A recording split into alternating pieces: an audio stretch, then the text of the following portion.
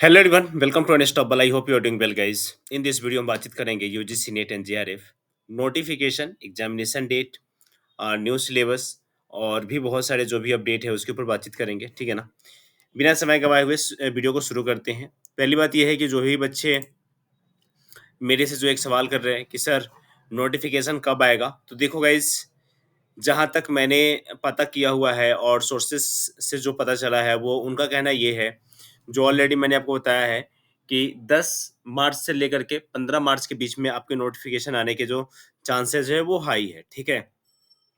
लेकिन इसमें क्या है ना कि इसमें थोड़े मोड़े बढ़ोतरी हो सकते हैं, तो इस डेट को मैं ये नहीं कहूँगा कि हाँ 100% इसी डेट पे आएगा, बट मैक्सिमम चांसेस है, ठीक है ना। मैक्सिमम चांसेस है कि आपका 10 से लेकर के 15 मार्च के बीच में नोटिफिकेशन आ जाए और ये सारी प्रक्रिया 20 से 25 दिन तक चलेगी, यानी कि 10 अप्रैल तक आपका नोटिफिकेशन यानी कि फॉर्म फिलिंग का डेट रहने वाला है। तो इस बात को भी ध्यान में रखना, ठीक है। हालाँकि ये डेट काफ़ी सटीक है और जब आयोग जारी करेगी तब आप देख भी पाओगे। तो ये काफ़ी सटीक डेट है और इसी डेट पे आपके नोटिफ़िकेशन वगैरह सब कुछ आएँगे। कुछ बच्चे कह रहे हैं कि नो देखो सर, जो न्यू सिलेबस है उसमें बदलाव आएगा या नहीं आएगा? तो देखो गाइस, प्रीवियस टाइम में जब आयोग ने नोटिफ़िकेशन जारी किया, ठीक है ना?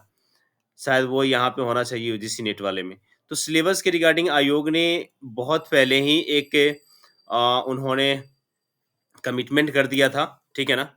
कि हम जो है अपना सिलेबस चेंज करने वाले हैं।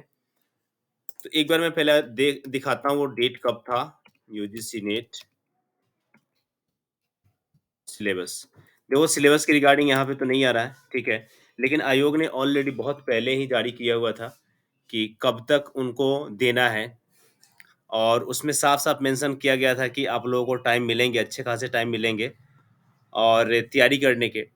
और हमेशा से आयोग ने एक काम किया है और वो ये है कि जून वाले एग्जामिनेशन से ही उन्होंने सिलेबस को लागू किया है, ठीक है? तो अगर सिलेबस लागू करना है, तो इसी नोटिफ़िकेशन के साथ आएगा।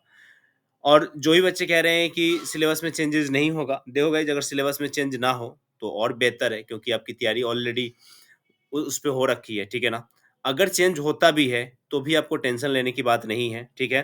क्योंकि जो भी नई चीज़ें ऐड ऑन किए जाएँगे, अनस्टॉपेबल के प्लेटफ़ॉर्म पे वो आपको सब कुछ मिल जाएगा, ठीक है?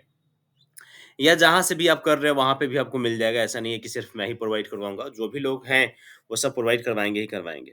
लेकिन एक बात याद रखना, ये ऐसा नहीं है कि आज नोटिफ़िकेशन आया, सिलेबस चेंज हुआ और इसके ऊपर आपको बुक्स मार्केट में मिल जाएँगे। ऐसा बिल्कुल भी मत सोच कर के बैठना, क्योंकि जब नए सिलेबस आता है, नया करिकुलम आता है, नया पैटर्न आता है, तो उसका कोर्स मटेरियल डिज़ाइन करने में टाइम लगते हैं, ठीक है? और कोर्स मटेरियल डिज़ाइन करने में अगर टाइम लगता है, मान लो कि नोटिफ़िकेशन आया आपका 10 से 15 मार्च के बीच में, ठीक है? कोर्स डिज़ाइन हो रहा है या उस सब्जेक्ट को डिज़ाइन करके प्रिंट करने में 1 डेढ़ महीने का टाइम लग रहा है। टाइम आ गया आपका, मान लो कि मई के आस-पास पहुँच गया।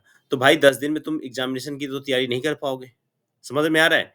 इसलिए गाइस, क्लासेस वगैरह जो भी कर रहे हो या ज्वाइन नहीं किए हो तो जल्दी से ज्वाइन कर लो और जो भी संस्थान आपको पढ़ा रहा है बस वहाँ से जो पढ़ा रहा है उससे पढ़ लो।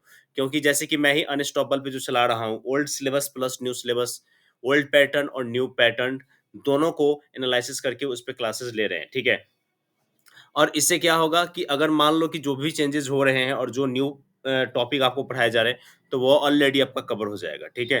तो ज़्यादा आपको टेंशन भी नहीं होगा। लेकिन ऐसे में अगर आप तैयारी नहीं कर रहे हो, तो फिर तो टेंशन होना लाज़मी है, ठीक है?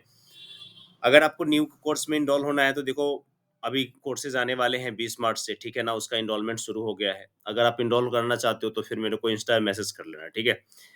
तो यही एक छोटा-सा अपडेट था और आई होप कि वीडियो पसंद आया होगा। वीडियो पसंद आया हो तो लाइक, रेटिव एंड शेयर करना मत भूलना। Thank you so much everyone. जय हिंद।